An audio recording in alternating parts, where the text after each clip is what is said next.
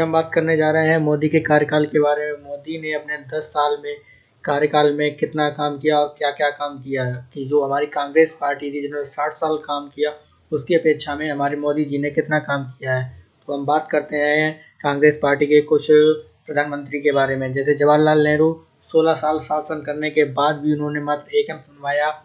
इंदिरा गांधी ने 11 साल में एक भी एम्स नहीं बनवाया।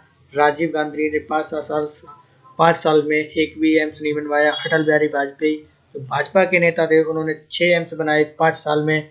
मनमोहन सिंह 10 साल रहे जो कांग्रेस के प्रधानमंत्री थे, उन्होंने भी सिर्फ 1 एम्स बनवाया।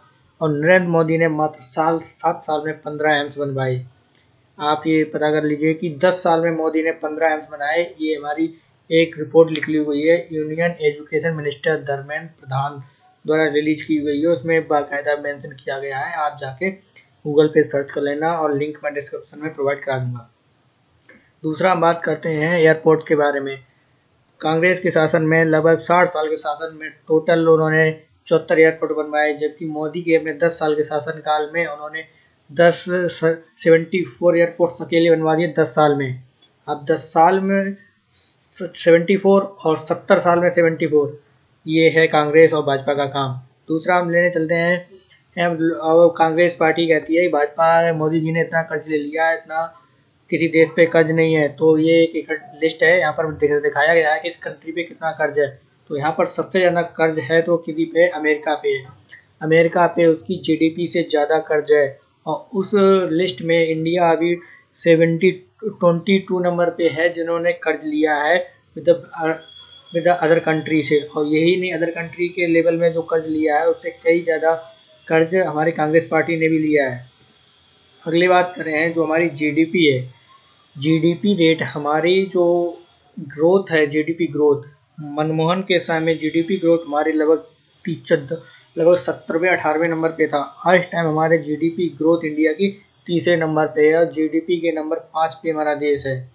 तो कर्ज लिया है तो काम भी किया है मोदी जी ने। और इसके बाद बात करते हैं महंगाई के ऊपर। जब हमारे अटल बिहारी वाजपेयी थे 2004 में, तब हमारे यहाँ जो रेट था सिलेंडर का और पेट्रोल का, उन दोनों के बारे में बात करते हैं। उस टाइम सिलेंडर का जो रेट था 2,281 रुपये था और पेट्रोल का जो दाम था 237 रुपये लगभग, मतलब 35 से 37 रुपये हुआ करता था, यानी कि 22 से 35 37 इस प्रकार चलता रहता था अटल बिहारी के टाइम में। उसके बाद मनमोहन सिंह आए 2004 में। उसके बाद मनमोहन सिंह 10 साल शासन किया।